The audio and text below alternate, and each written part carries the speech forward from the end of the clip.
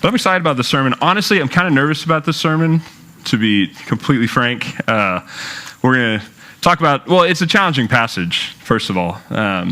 James is just full of those. Just like, you keep reading through James and you're like hoping you can get something a little more like fun and exciting, you know, and it's like, you know, James just likes to drill it over and over. So it's a little bit of a challenging passage, and you know, the other thing is I'm kind of I'm nervous because I'm still learning. Like, I've still got a lot of stuff I'm figuring out too. So this morning, I'm not really too nervous about the first part. I'll let you know when I get to the part I'm nervous about, okay? I'll just give you like a heads up.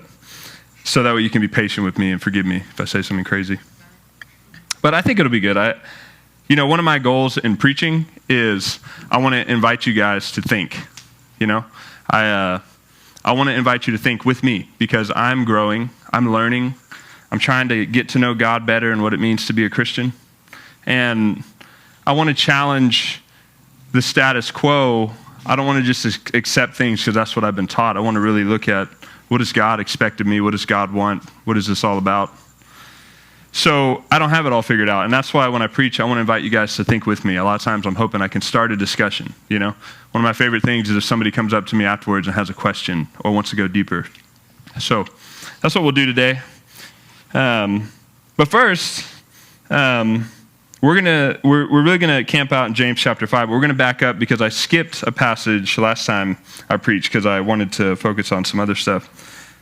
But I wanted to ask you, have you guys ever heard that phrase? I'm sure you have. Only God can judge me. Yeah. A lot of times that phrase is used in the context of someone saying like, you can't tell me what I'm doing is wrong, right? Because only God can judge me. Who are you to judge? That's another way people say that. Who are you to say what I'm doing is wrong? Who are you to judge? It comes from this passage in Matthew 7. I just wanted to read it because what we're talking about in James is really about this. So the beginning anyways. So in Matthew 7 verse 1, you don't have to flip there. We'll just be there briefly. But it says, judge not that you be not judged.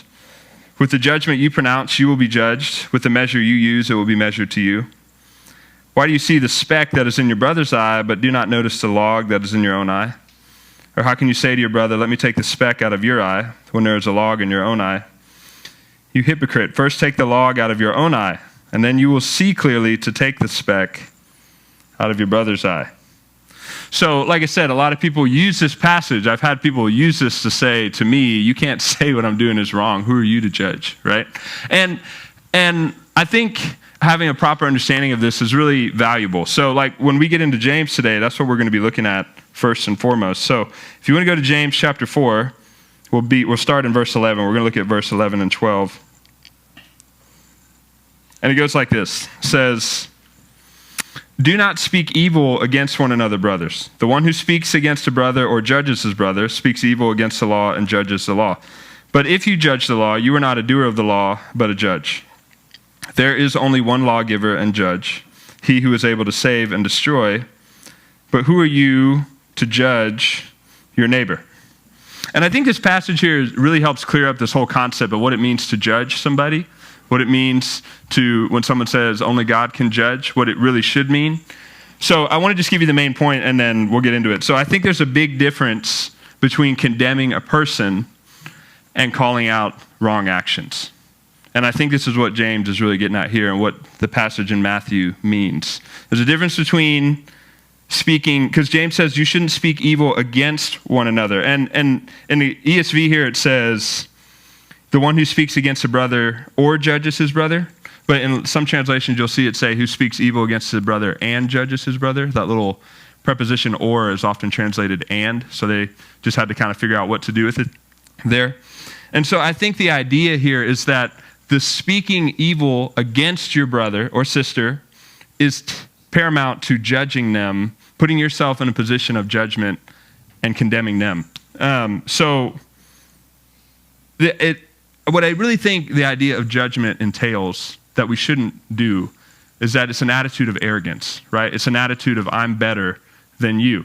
It's saying, so for example, like one big thing I think of this is like, my dad did things to our family that were wrong, right? It is not bad for me to say those things were wrong.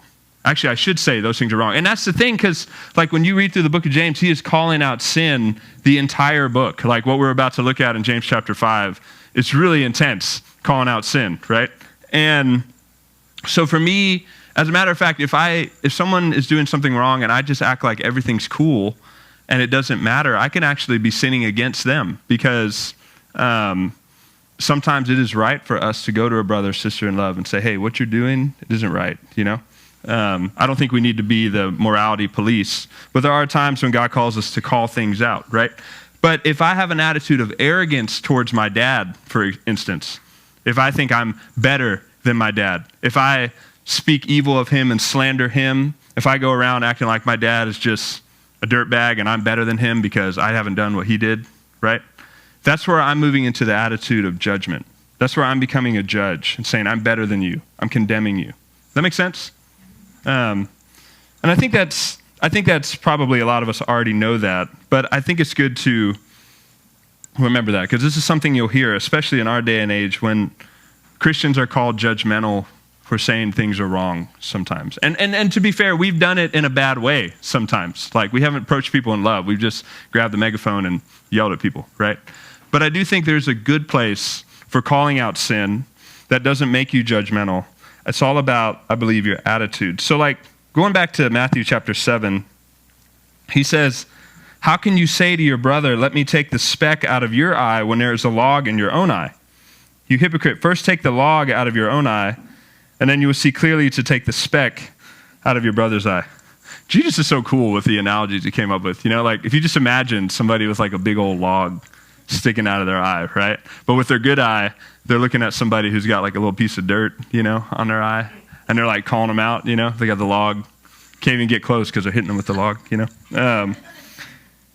And so the thing is, like, we all have blind spots. Like, if you get into this attitude of arrogance, you are condemning somebody for their sin.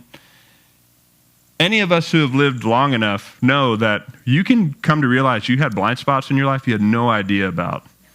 And if you start walking in an attitude of arrogance towards others, you might end up being that person that actually has a log in your own eye and you can't see it, you know?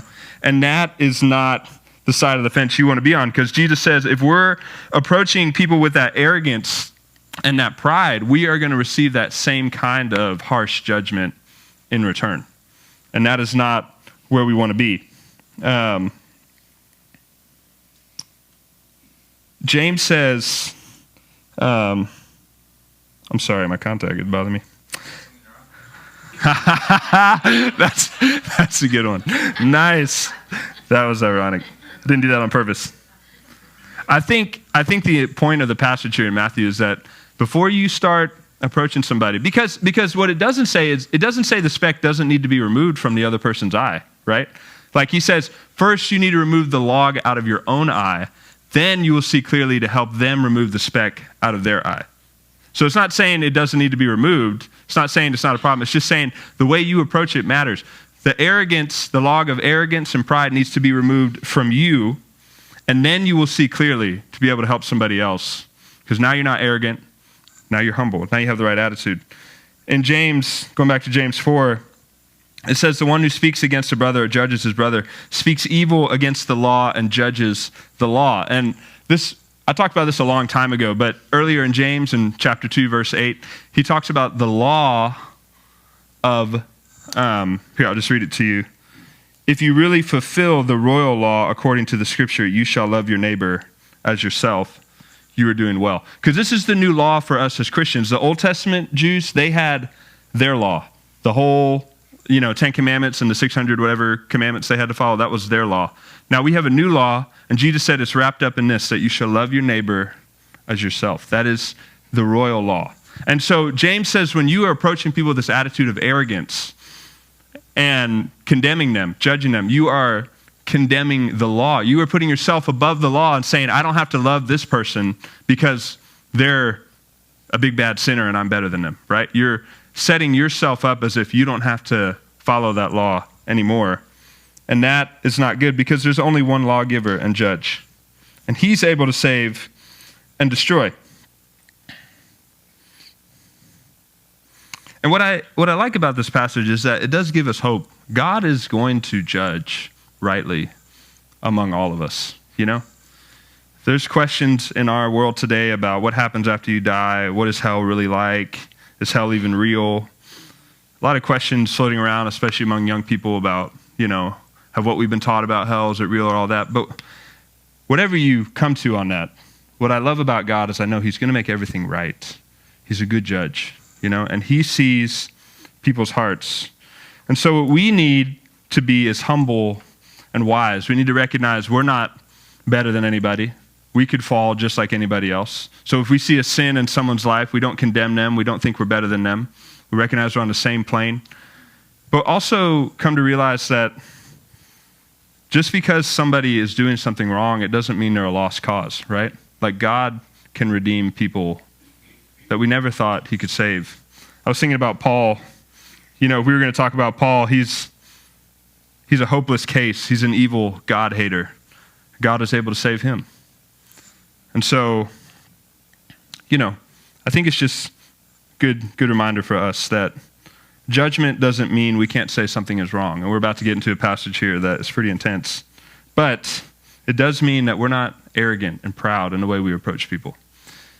I would just encourage all of us, as we move out of this passage, just to be careful how you approach people. It's one thing to talk about a problem. It's another thing to begin to slander people. And it really breaks my heart when I see Christians slandering people, calling people idiots, especially people in authority, like people on the other side of the political aisle that you don't agree with, especially our president. It's wrong for us to be slandering our president just because we don't agree with him. Now, you can say, I think what he's doing is wrong, morally or politically or whatever. That's fine. But if we begin to slander and put ourselves in a position of superiority, like that person's an idiot, anybody with a brain cell could see that's a dumb idea, those kind of things, that's wrong. It's just wrong. And we don't want to put ourselves above God's law of love because we're putting ourselves under judgment if we do that. So it doesn't mean not calling out the sin, but it means having the right attitude towards the sinner. Don't be putting yourself in the place of a judge. Now, if you want to jump down with me to James chapter 5, this is where it's going to get a little intense here because it's just a heavy passage. So let's read it together. We're going to read verses 1 through 6. It says, "Come now, you rich, weep and howl for the miseries that are coming upon you. Your riches have rotted and your garments are moth-eaten. Your gold and silver have corroded, and their corrosion will be evidence against you and will eat your flesh like fire. You've laid up treasure in the last days. Behold, the wages of the laborers who mowed your fields, which you kept back by fraud, are crying out against you, and the cries of the harvesters have reached the ears of the Lord of hosts. You lived on the earth in luxury and in self-indulgence. You have fattened your hearts in the day of slaughter. You have condemned and murdered the righteous person. He does not resist you." So here we see that calling out sin is obviously something that's good to do, sometimes even as a pastor, And James is being very bold here, very to the point. He doesn't cut any corners. And I think it's important here as we get into this passage that we pay attention, because whenever the Bible talks about rich people, we need to pay attention. Because the matter of fact is that compared to the rest of the world, we are the top 1%. Now, you might be on the bottom of the top 1% here in America. You might feel like you're barely scraping by, but we still are the top 1%. And actually, I really like this because James first talks to the rich men, and then he talks to the poor and the oppressed in this passage we're about to look at. So some of us, we can kind of relate to both things we're going to look at here because, like I said, over 700 million people, I was looking up some statistics, in 2019, over 700 million people live on less than $2 a day. Right? And then about half the world or more live on less than $5.50 a day. Current statistics, okay? Now, so that means if you are making more than $5.50 a day, and a lot of us are making a lot more than that, we're in the top 1%. It's just unavoidable, right? But we also, I don't want to exaggerate it because, there's inflation. What should I say? The dollar is worth more other places than it's worth here. We have to pay more for things here than you have to pay other places. So some of us know what it's like to not know if you're going to be able to pay the light bill or get groceries or have gas, So we kind of know what it's like to be on the bottom of this society, but we also know what it's like to be on top of the whole world society, We're kind of in this weird place, the bottom of the 1%, some of us. So I think it's good to pay attention to both what James says to the rich people and also what he says to those who are poor and oppressed, because we'll be able to relate to both. Now, I want you to notice here in James 5 that James doesn't condemn the rich for having the wealth move through their hands, okay? He speaks out against how the rich receive it and what they're doing with it, okay? So look at 4 and 6. They got their wealth through deceitful means. So these people are shrewd businessmen. They're learning how to make the best profit with the least amount of work, or the least amount of pay going to their workers. So they find reason to hold back pay from their workers. They're providing work conditions that are making, I'm just reading into it, but like in 6 it says, the cries of the harvesters have reached the ears of the Lord of hosts. I just wonder why they're crying, Like, I think of it maybe they're providing poor work conditions. These rich men are trampling the little man in order to bolster their wealth. Because see, I liked how N.T. Wright put it. Like, you think about it, the rich people probably are living in nice, secure homes. So if they don't pay their workers, what are the workers going to do, All they can do is cry outside of the walls for the rich men to do what they promised to do. And isn't that true in our society today? Like, if you want to fight back against something that's being done to the poor, you have to go through lawyers, you have to go through red tape. It's hard to hold rich people accountable, and they know that. Excuse me, let me say, I'm not saying all rich people are bad, right? Like, the reason I'm kind of nervous about this part of the sermon is I don't want to be misunderstood, But he's saying that there are rich people who even go so far as to kill in order to get what they want. So he says they're getting their riches through deceitful means, and then these riches, they're hoarding them for selfish pleasure. So they've amassed wealth. They've fattened themselves up in the day of slaughter. In the last days, they're hoarding up all this wealth for themselves. There's this movie called Spirited Away, and as I was reading this, I was thinking about this part where the main character, she's a little girl, and her parents, they get into the spirit world by accident, and her parents find this like taco shack or whatever, some kind of food place, and they start eating, but the food is enchanted, and so she kind of wanders off, and she comes back, and they're just like stuffing themselves full, and they've turned into pigs. And then they get like sent to the pig farm. So anyways, that's what I think of. Hoarding up riches in the last days. And James says this is an abuse of power. Like, this is wrong, and that God is not okay with it. That the cries of the harvesters have reached the ears of the Lord of Sabaoth, and they have fattened themselves up in the day of slaughter. Now, the reason I'm kind of nervous about this part of the sermon is, again, I don't want to be misunderstood, but I'm trying to, this seems a little extreme. Like, God, James, who is killing people to get riches? Like, workers get paid. It seems like a little extreme, these examples. But I really don't think it is. And so, I want to tie it into real life stuff that I see, but I'm afraid of being, misunderstood as trying to be political or something like that. So I'm just going to tell you what I think. If you don't agree, I understand. But I think some of the stuff going on right now, in Russia, is a great example of this, and Ukraine, right? Why is Russia going into Ukraine? When you tear away all the philosophical and the moral arguments and everything going on that Russia put out there, a lot of it has to do with a desire for an increase in power, I think. Right? A desire for wealth. And it doesn't matter if civilians get killed. It doesn't matter who gets displaced. Power is what matters. Wealth is what matters. And the thing that I think is hard is it's easy to look at Russia out there and say, yeah, they're bad. But I think what's important, and see, I don't want to be divisive. I love our country, okay? I think America is a beautiful country. And I think the principles of democracy that have been founded in our country, the idea that all men are created equal, that's in our Constitution, those are revolutionary ideas that have not existed hardly anywhere else in the world ever, right? So many societies were built on a class system. This idea that all men are created equal is huge. The right to have freedom of speech, women's rights, the right to assemble, the right to bear arms. Like, we have a lot to be thankful for and proud of in this country. But what I kind of see is, like, for Christians, I think or just people in general, I guess, is kind of like either everyone is like super in love with America, or especially among young people, they're like, America sucks, there's nothing good about America. And I just want to be like objective. Like, I believe our country is great, but I think it's also true that our government and our country have engaged in things that James is talking about right here. Like, it's not, the conquest of the Native Americans is the first most obvious one, and then slavery is the next one after that, right?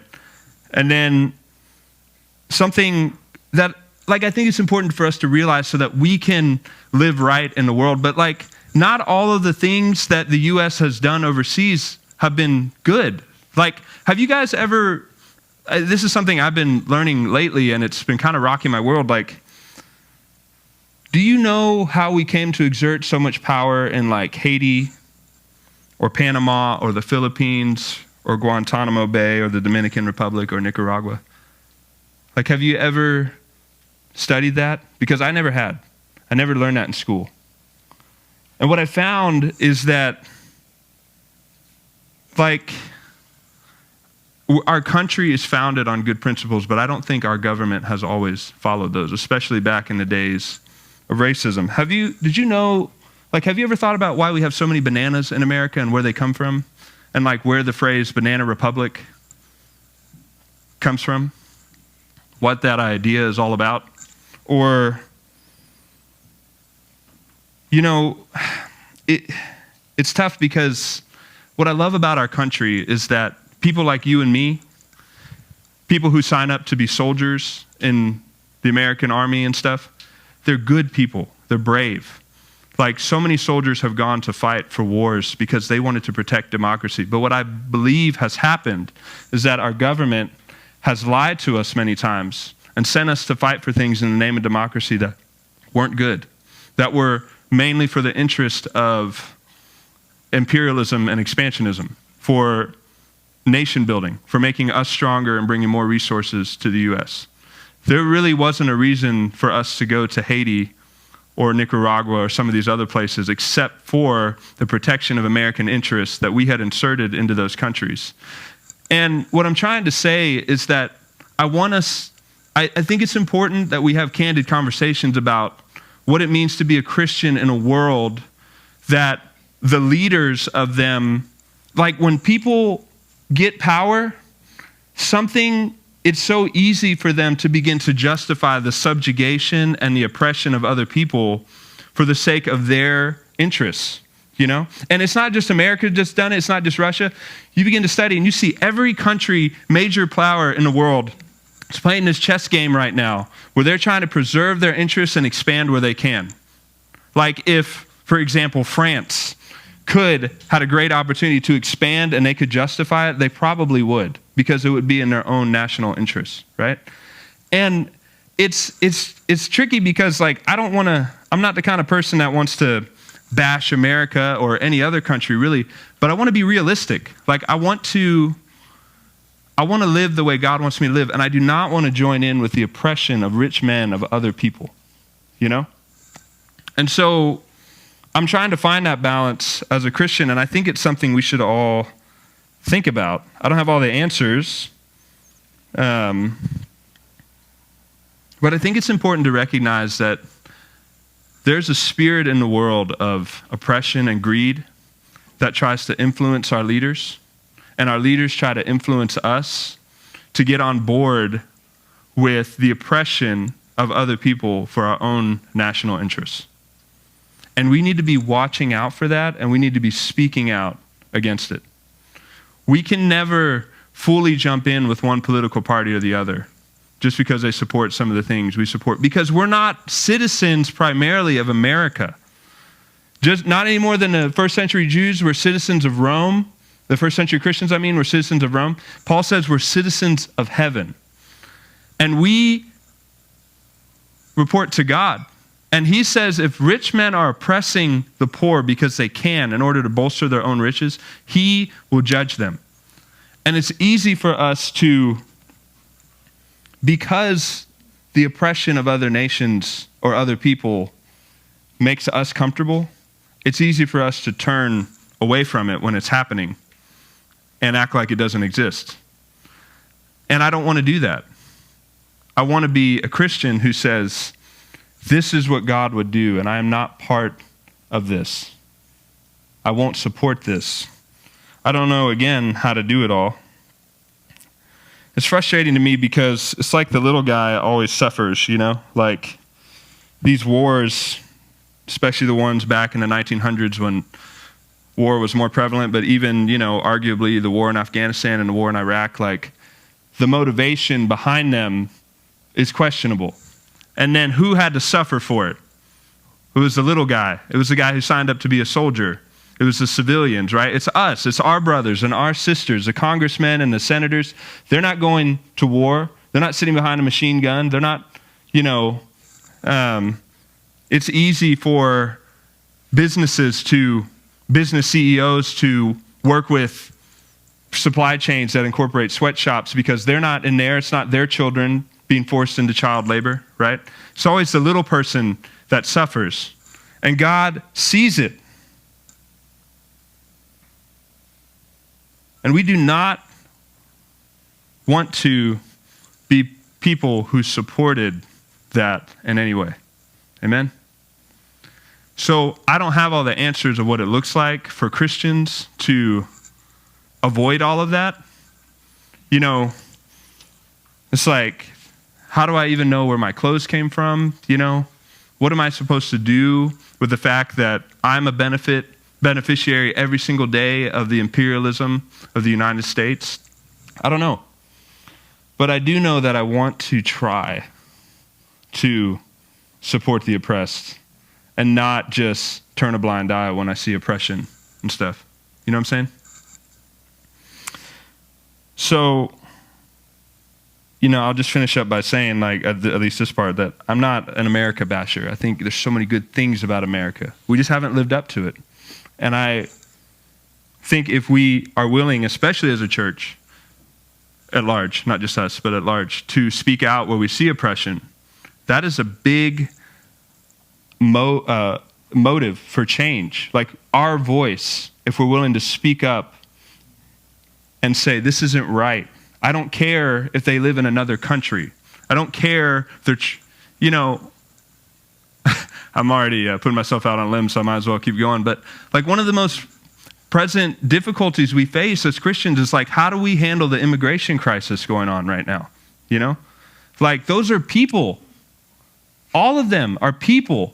And it's easy for us to sit back and be like, yeah, just keep them out of here. Keep those illegals out of here. We don't want them here, And I'm not saying, I don't know what the answer is, but I do know that just discarding them and treating them like they don't matter is not the answer, right? And I don't want to be part of that attitude. I don't want to be part of that attitude that treats illegal immigrants like they aren't people, I'm not saying we don't need to have a secure border and all that stuff. I don't know how all that works, but I think it's important for us to ask God, how do we join with the poor and the oppressed to lift them up as a church? Because that is what Jesus would do. And I want to be a part of that. Look at what James goes on to say to his oppressed brothers and sisters. And starting in verse 7, he says, "Be patient, therefore, brothers, until the coming of the Lord. See how the farmer waits for the precious fruit of the earth, being patient about it, until it receives the early and the late rains. You also be patient, establish your hearts, for the coming of the Lord is at hand. Do not grumble against one another, brothers, so that you may not be judged. Behold, the judge is standing at the door. As an example of suffering and patience, brothers, take the prophets who spoke in the name of the Lord. Behold, we consider them blessed who remained steadfast. And you've heard of the steadfastness of Job, and you've seen the purposes of the Lord, how the Lord is compassionate and merciful. And so James, this would have been very poignant to the Christians James is writing to, because he talks to them. Remember, I don't know if you remember in the first chapter, he says to the 12 tribes scattered abroad. This is during a dispersion, and a lot of these Christians are going through difficult things. They are probably some of the workers whose wages are being held back. They're probably some of the harvesters who are crying out to the Lord, And James says, God sees them, God sees you. And he tells them to remember 3 things. He tells them to remember the farmer. And that just like the seed is planted in the earth and you can't see it, and the farmer depends on God to make it grow. And it does grow because God sends the rain.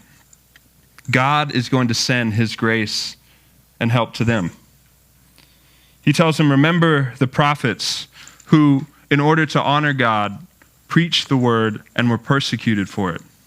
Jeremiah, thrown into the pit, the mud pit. Ezekiel. And God did not abandon them. He vindicated both them and their word. And he brings the most poignant example of all. He says, remember Job. How everything was taken away from Job. He had nothing left. And God didn't forget about him. And so for those who are oppressed, James says, don't grumble. Although we live in a world where the rich dominate and oppress, God will not abandon the oppressed or his children. He will bring everything to right in the end. So I think if I had a main takeaway for this for all of us, I know I've said a lot of things. I'm not sure if you agree with everything I've said, and that's okay. I'm not trying to pick a fight or anything. I'm just trying to figure out how to be a Christian in a world that I feel like is not very Christian, But I think one main takeaway we can bring from this and all agree on is that we should be, if there's anything that screams out in this passage, God cares about the poor, the marginalized, and the oppressed. And we need to be partners with them in lifting them up and not partners with those who oppress them. And I think that all sounds good, but I mean it in a very literal, intentional way. I want to encourage all of us and me as well. Part of our life purpose should be, how can I tangibly, realistically, practically, in my life, with my work schedule, with my income, how do I find a way to minister to those who are oppressed and poor? How do I reach down and try and give people a hand up? Realistically, not metaphorically, not some sort of it sounds good thing. Really, how do you do it in your life, in your schedule? What part of your income goes towards that? What part of your time goes towards that? How do you minister to those who are oppressed in this world? That should be a main goal of ours, because it's a main priority for God. And so I know we're all busy. I know we all have a lot on our plate. I just want to encourage you to really consider this. If you have so much on your plate that ministry to others, trying to lift people up, is not on your agenda, I just encourage you to maybe try and reprioritize some things. Not because what you're doing is bad, but I just wonder if Jesus was standing with you and looking over your schedule, if he might have some different priorities for you. You should talk to him about it. So, you may not feel like you can do much, but I want to encourage you to consider how you can join God on the side of giving to those who have a lot less.